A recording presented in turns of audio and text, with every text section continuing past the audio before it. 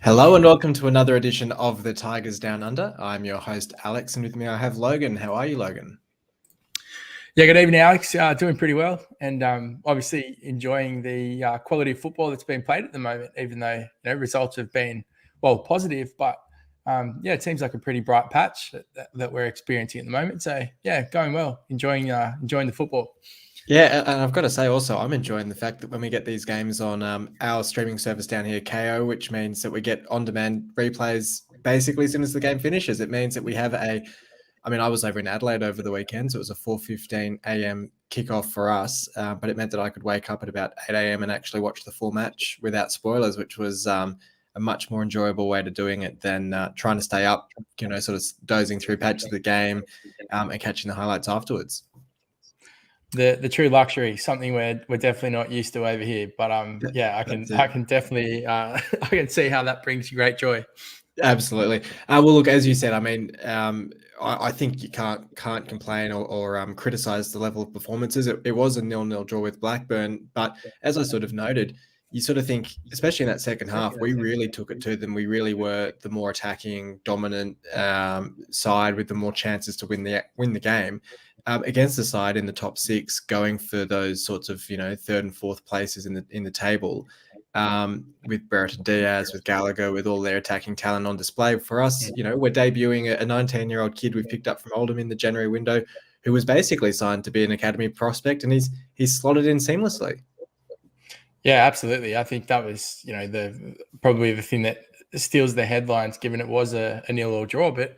Let's not forget that the performance prior to that was also a win against Millwall, no less. So someone who's also up there in that playoff picture, and certainly looks like they'll be heading into the playoffs this season. So to prove the quality and the I guess the both performances against teams that have found themselves that far up the championship, it really kind of lends itself to show the promise in the team that we do have. And, full credit to the players. It really looks like they've started to, make sure that the performances match what we kind of knew they were capable of.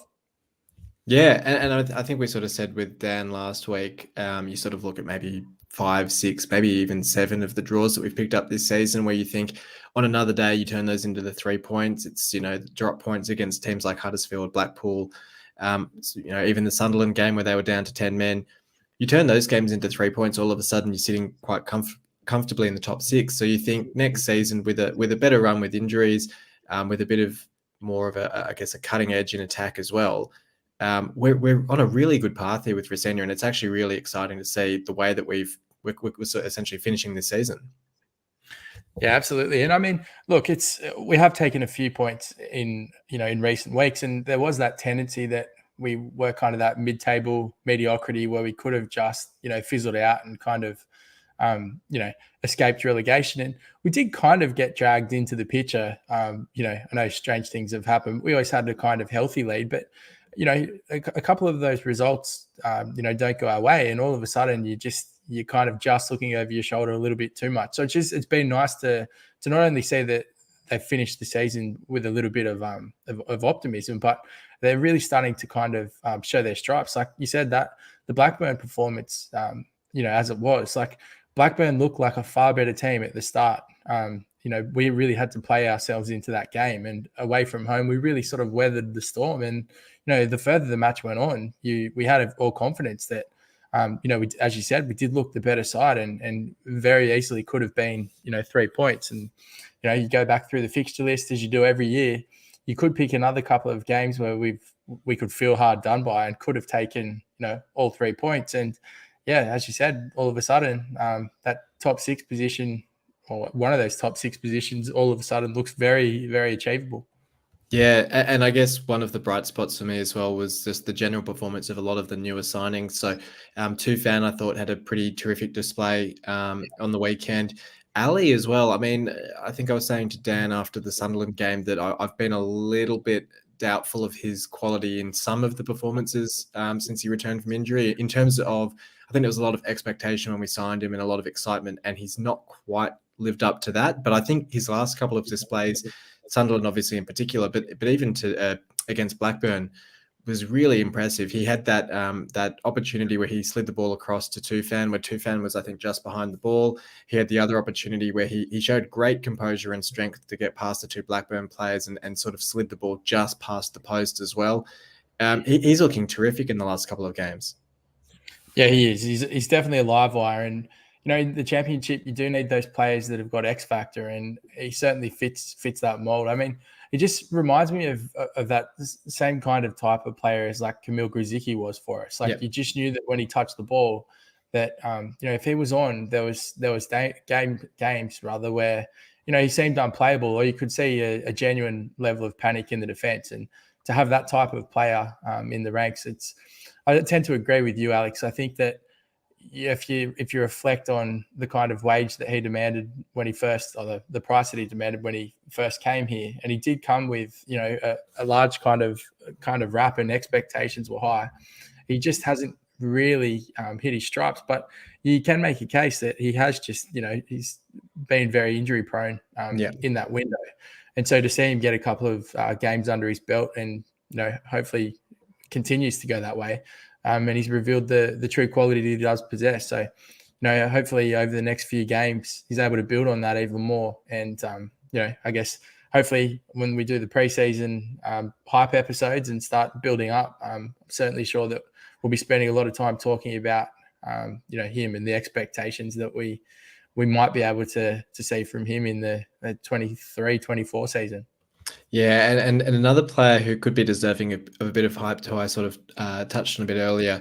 I don't want to put too much pressure on his very young shoulders, but Harry Vaughn, what a debut! I mean, you hear the comments from Rosina and the I think there was a bit of media during the week that it's surprising himself that he's risen up the ranks so quickly, and it sort of reminds me a bit of Koval at the start of the season, who also I guess probably unexpectedly came into the first team picture, but. Vaughn, with his ball progression, his sort of confidence with how he beat his man and get into the box and all that sort of thing, low center of gravity and everything. I don't want to put too big a comparison on his shoulders, but really reminded me of a young Jared Bowen in the way that he was playing in that final 30. He just lacks that little bit of composure and finishing ability. He had that great shot where I thought he sort of beat two men, got into the box and whipped the ball in, and it sort of just went wide of the post. But he's a bundle of excitement.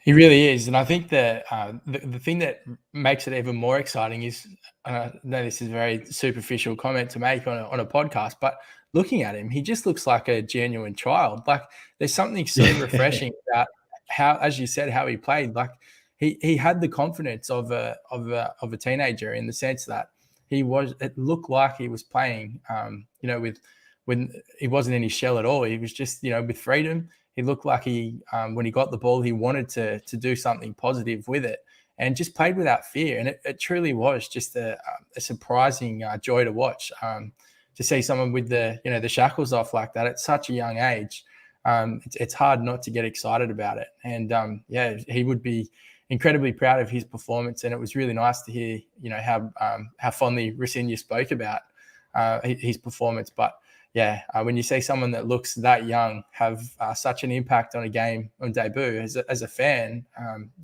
it's a very, very exciting prospect for us in the City rank. So I'm sure we'll be watching him eagerly over the next few weeks. Yeah, I think a sign you're getting old is when I sort of watch a player and go, "Oh, I don't know about that haircut." I mean, it's he's got that teenager sort of look to him, as you say. And look, he just didn't take a backward step. He got into a few scuffles with Blackburn players and was really sort of holding his own, and that was just awesome to see. And look, I hope he gets a few more opportunities before the season's out to really, I guess, progress into that first team picture. And he will. And as we've mentioned, that one of the perks of this mid-table mediocrity stage is, Rosina's talked at length about how he's looking, what players are going to be around next season, who he's going to, keep on the journey.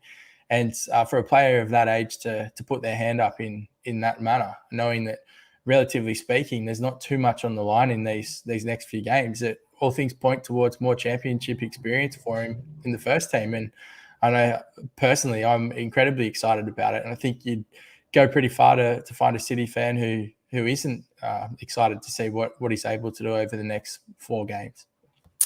Yeah, that's it. Okay, so we'll do our MVP votes, and then as you're sort of touching on there, we'll talk a little bit more as well about players that might be out of contract and what we'll see happening with them over the summer. But a player that we haven't really touched on yet, but who I was really impressive in this one as well was Seri, who I think is just having a phenomenal season. And you see him in these sorts of fixtures, just really controlling the middle of the ground and controlling the tempo of the play, pressing when he needs to, winning the ball back when he needs to, and really sort of controlling that midfield position for us. I gave the 2 votes to Vaughn. I thought, on his debut and the way that he played and the manner in which he played, it was just awesome to watch, and couldn't look past him for the 2 votes. And then 1 vote for Tufan, which I was sort of tossing up between him and Ali. I think they both put in really impressive displays, and I went with Tufan for it. And he's another who I think I think I'd put him down as my most improved at the start of the season just because of my low expectations for him coming in. But he's another one who's having a terrific season and really coming into his own in English football. And he really is starting to look fit too. You're watching like the ground that he covers now over the course of the 90 minutes. He looks like he does it with ease. And I know that was one of the things that I certainly noticed when we saw, Tufan was unveiled early on in the season. He just didn't look, like he was up to speed. And I know there was a lot of games where he's kind of pulled off around the 70th minute, and that was, with reason. And there was a lot of talk about how it was going to take him time to get fit and get up to speed. But what we're seeing now, as you said, is a leaner looking, really, resolute central midfielder. And he's just as you said, a quality player. And the fact that he's now looks like he's in shape as well and playing with the confidence and even just the composure. A couple of weeks ago when he hit, whatever the early morning game against Sunderland was, where he converted that 95th minute penalty with huge amounts of confidence. Really kind of speaks to the quality that he does possess. And I gave him my one vote as well. I got too excited about Vaughn. I gave him the 3 points, and I don't know if it's warranted. Hearing you talk about Seri, I was kind of reminded of just how good a performance he had. But what's the point? I'm still going to stick to my guns and reward the youngster. So 3 for Vaughn and 2 for Seri, and in my votes. Fair enough as well.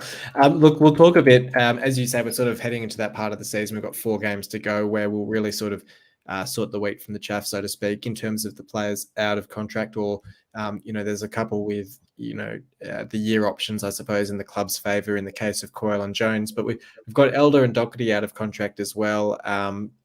I think it's also Tyler Smith's the other one out of contract, who's on loan at Oxford. Fleming, who did sign the new deal last summer, but he's also out on loan at Oxford and not really tearing up any trees. And then you've got guys like Sinek, who's out on loan in Turkey. And then you've got Pelkas, Darlow, Connolly, Ebue, and as players who we've got on loan, and whether we would sign them on permanent deals. It's an interesting state of play when you think about the fact that we've got Coyle and Elder both out of contract. I think Dan sort of touched on it last week with the 2 fullbacks and whether we keep maybe one of them rather than both. But what's your view, I guess, on which of those are sort of obvious keeps or obvious, releases, I suppose? Yeah, look, in all honesty, I think from the players that we've got, I think we'll probably make a play at Darlow and Connolly. I feel like they're the 2 that I think probably show the most promise, and have kind of proved in their performances that they fit. I mean, I think Darlow has been incredible. I think that his loan spell in recent times has just been remarkable. And I know he's made the team of the week, maybe twice, or the championship team of the week, but certainly once that I'm aware of. So I think that we'll be crazy to not put a play in. I mean, maybe it's just that the Connolly brace, but yeah, I mean, he's an interesting one because he's looked so promising, but the injuries made it a bit more of a difficult.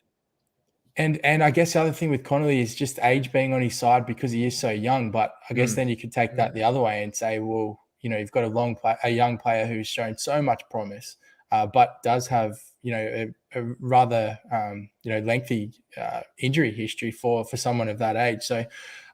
Look, that's probably the one that I would say that would be more likely to take a risk on. But Darlow and Connolly for me, the two that kind of stand out. Outside of that, I'd be really surprised to see, if Rosenior was to take a gamble on that. But I guess other factors come into play is like who else is available, who else is out there, because if you're not picking those players, then you're arguably going to be looking to bring someone in who you feel is better.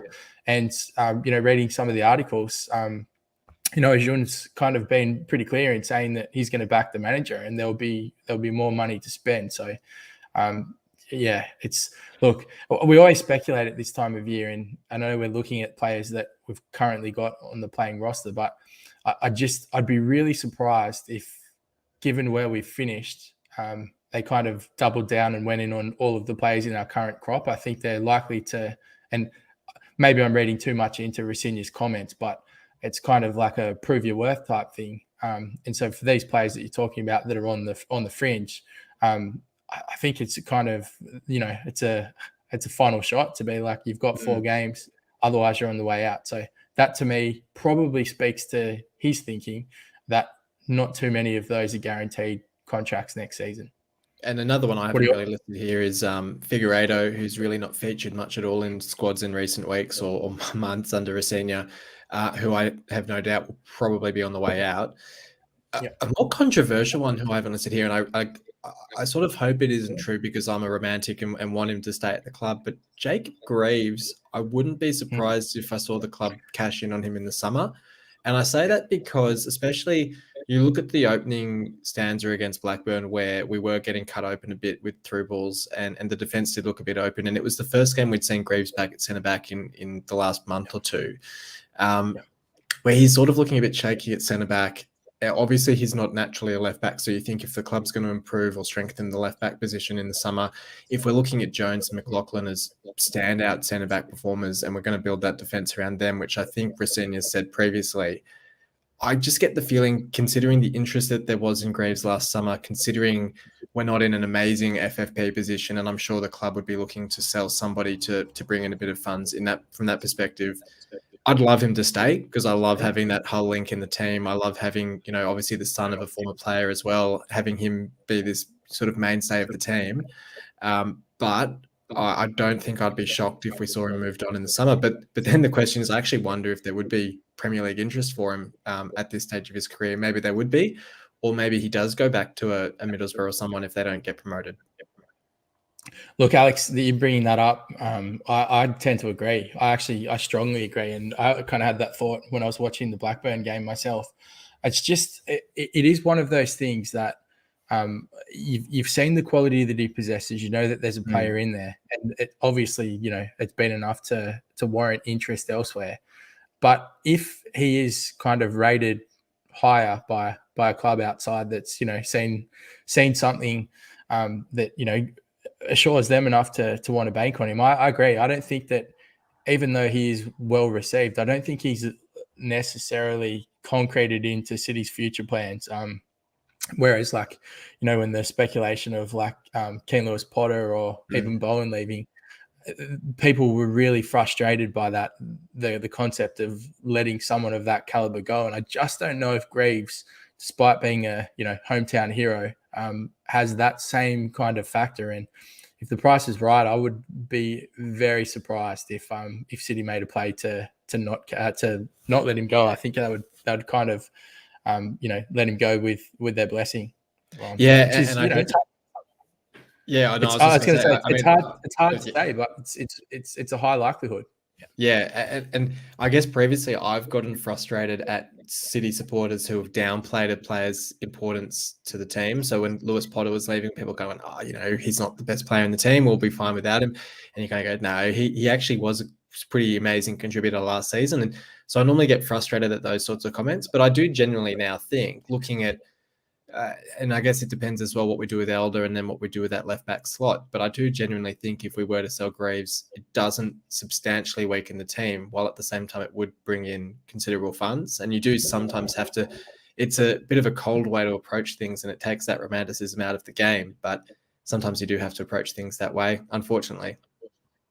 Yeah, absolutely. Look, it's going to be an interesting period, as it always is. But I am excited to see what what plans Brasilia has, and I do feel that a lot of that's coming off the back of his comments last week. That not that he's necessarily frustrated with the playing group, but I think he's probably got an idea of where he needs to improve, and I'd love for us to know what that idea is. Yeah, and Graves was one of the players hooked at halftime as well, so you could kind of potentially read a bit into that as well. Well, look, we'll look ahead to the Middlesbrough and Watford fixtures in a second, but first of all, if you're up for it, we'll do a game of Who Am I? Let's do it.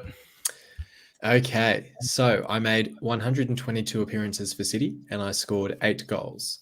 122, 8 goals. Okay.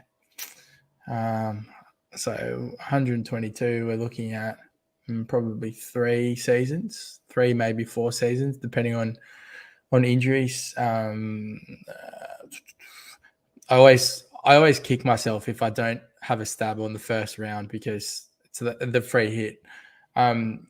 Let's go like a.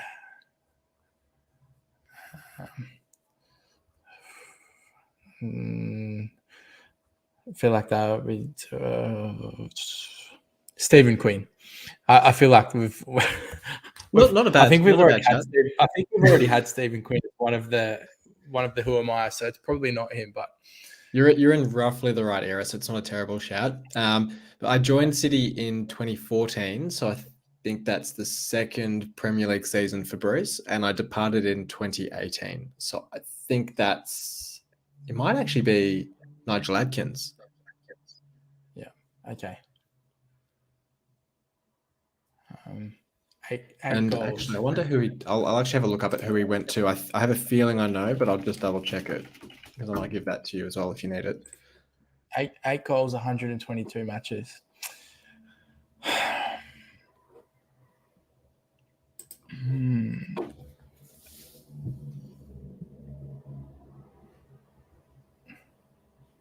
And I can give you the club he went to. I'm not going to give you the club we signed him from because I think that would be too obvious. Okay, yeah. Please give me the club that he went to. So I left in 2018 and I joined Nottingham Forest. Okay.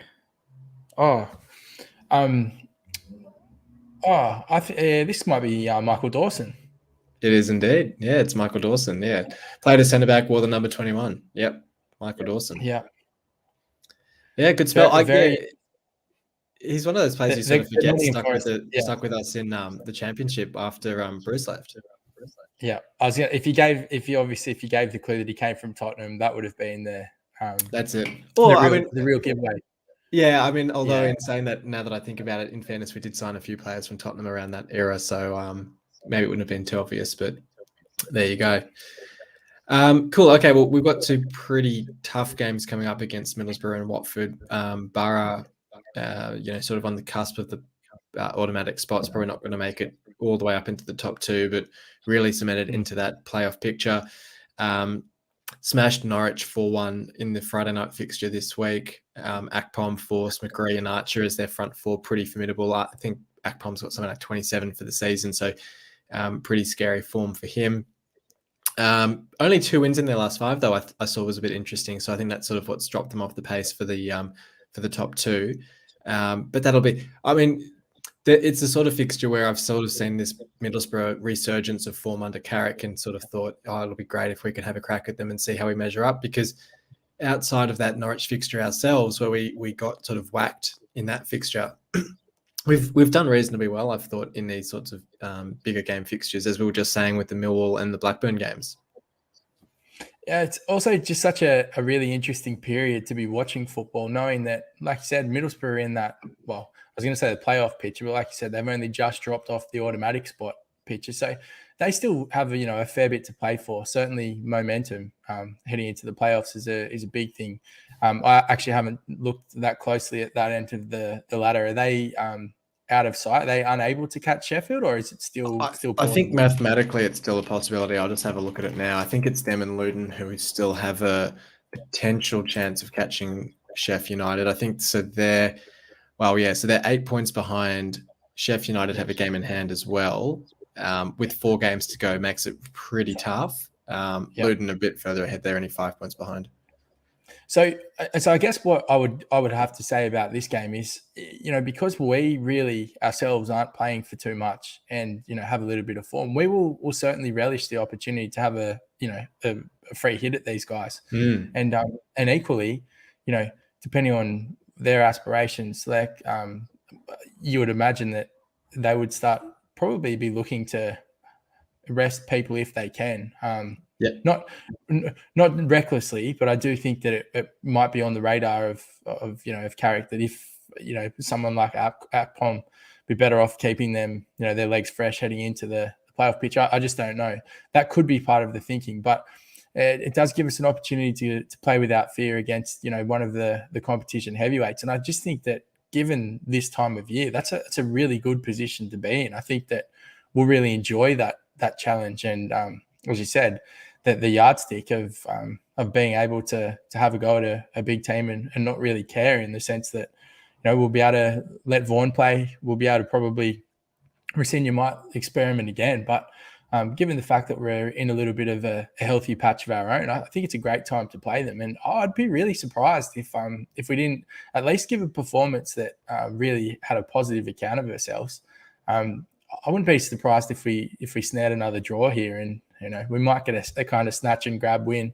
Depends on how they're feeling on the day, but I'm pretty optimistic about this fixture, having kind of talked it out. Yeah, and I think if I was Rosenior, I'd be saying to the team, next season, this is the sort of team, this is the quality of team that we should be, and this is what we should be aspiring for, and we should be going toe to toe with them, as we did in a couple of those fixtures against your Burnleys and your Norwich and a few of those other Sheffield United as well.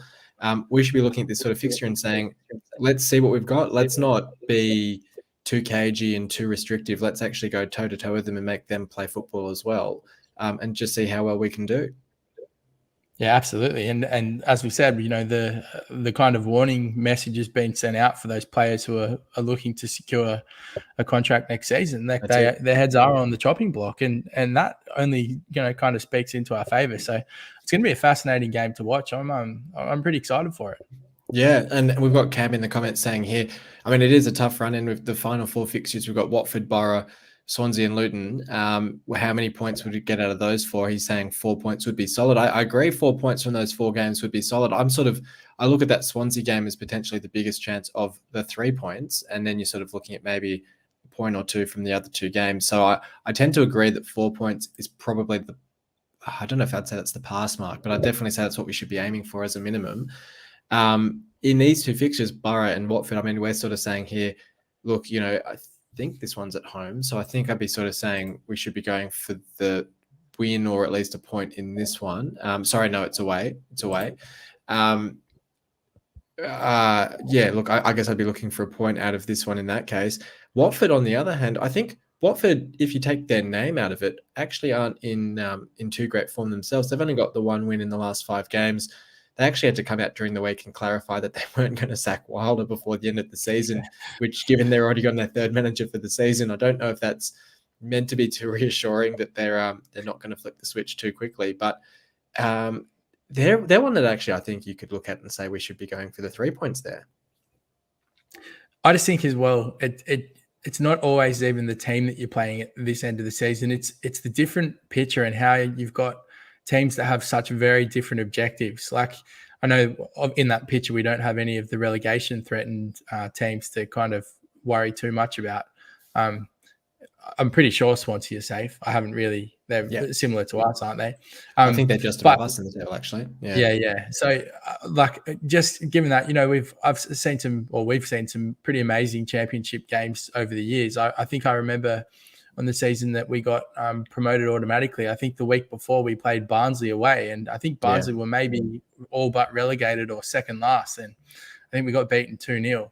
And so, that's what makes this end of the season really fascinating, is because some of those teams that actually have to get like really good performances and they're kind of, living and dying by the 3 points, like they play cagily. They're nervous. There's a lot of pressure on them. If particularly if you're away from home and they're in front of their home fans, the longer the game goes on and they haven't scored, like all those kind of variables come into it. And I just think looking at those fixtures there, Luton and Boro probably, they sit in one of those interesting spots where they're going to feel probably a lot more pressure from the games than what we will. And I mean, that plays into our hands drastically. I would be surprised if we took 6 points out of those 4 fixtures. I think that, just given the patch and form that we're in at the moment and the confidence that we've seen to be exerting, I reckon we can sneak 2 wins. I'm going one further. I'm saying 7 points because I reckon Beautiful. I'm sort of talking myself into it. I can definitely see the 3 points against Watford. I think that they're in pretty average form. And when you look at the table, they're actually sitting in 12th, only 6 points ahead of us. So they're not even really in the playoff picture at all. I think that they're definitely a side that they're for the taking. I think we could get the 3 points against Swansea as well. I don't see them as anything particularly special. And then I think a point against either Boro or Luton isn't out of the question either. I think Luton, to be honest, I'd actually say Luton's the tougher opponent still to come than Boro because they're finishing the season really strongly. I think Boro, probably to your point, I think it's starting to tail off a bit because they may well have said, we're not going to make the top 2. Let's start to load manage and sort of prepare for the playoffs. Because as you so often see, the side that finishes third, if they're really gunning hard for that top 2 and then don't make it, tend to not perform well in the playoffs because the players are just exhausted and emotionally wrecked. So I wonder if Boro are maybe starting to think, well, let's refocus and let's be the side, make sure we're the side that goes up through the playoffs. Yep. And I think that would be really smart management. That's why I'd be very interested to see the Boro team sheet when it gets announced at the weekend. Yeah. So I'm going to say a 1-1 with Boro and then a 2-0 against Watford as a win. So 4 points from these 2 games. Interesting. Okay. I think 1-1 versus Watford. I think I might follow you in. That sounds pretty confident. Sorry, what did you say? 1-1? Sorry, 1-1 against Boro. And then 1-1 against Boro. Watford. Yeah. I'm not as confident on the 2-0 against Watford, but the 1-1 Boro I think is pretty solid. I think we might beat Watford 1-0. So I'm going to say 1-1 and 1-0 us. I think that's where you get your 4 points from. Yeah, I'm going to optimistically hope that we've got Connolly and or Estepinian back for that Watford game. So that's where I'm going to count on the goals coming from. Because I think, look, we sort of said with the Blackburn game that the fact that we're playing without a recognised striker at the moment, we've got Tufan playing as a false 9, is definitely impacting on our ability to score. But if we can start to get those attacking players back in those games, that would be fantastic. Outside of that, in terms of personnel changes, we sort of talked about, hopefully Vaughn can continue to get a few starts. There's no one else that really jumps out at me as, maybe we give Simons a bit of a go if we want to rotate Seri and not sort of run him into the ground with these sort of midweek fixtures. I think that could be the other option. Yeah, I think what's interesting with that is it's kind of, we haven't, when I say we haven't seen much of Seri, we haven't seen the best of Seri. And as you kind of, by giving him your 3 points and the performance that he did, have was remarkable. I think that it'd be really difficult to kind of make a case to stop a player of his quality from kind of, watching him reach his straps, which I think he certainly started playing himself into. So I think Seri's probably safe, but I think that's a great shout. I think I would certainly expect to see some more of Simons over the next, the remaining fixtures, because, when he's shown promise this year, and we've chatted on the podcast about it as well, he's really started to show some promise, and he may well be one of those players that Rossini is very interested to see, how much of a role he will have in the future at City. So I think we'll see some of him. I just don't know if it comes at the expense of Seri and resting Seri. Yeah, and in saying that on Seri, I mean, I thought that he was going to be more, injury prone is probably the wrong word, but I thought he was going to be a player more susceptible to being rotated than he's actually ended up being. I think he's actually proven himself to be really durable, and it's really impressed me with how he's been able to back up. So it's been a great season for him. Yeah, absolutely. Yeah. Well, look, hopefully our optimism rubs off on the team and we do pick up the 4 points or more from these 2 fixtures, because I think we've both talked ourselves into thinking these are. I sort of approached these 2 fixtures thinking, geez, it's a bit of a tough run, but we sort of talked ourselves into thinking they're both beatable teams. It's just that funky time of the year where just anything can happen, and we've seen it all too often. So let's hope that that the City gods are smiling on us and it's a promising end to the season. Absolutely. And look, thank you for joining me for this one. We will be back next week to recap these games. But yeah, thanks for joining me for this one, Logan. Yeah, my pleasure. It's good to be here.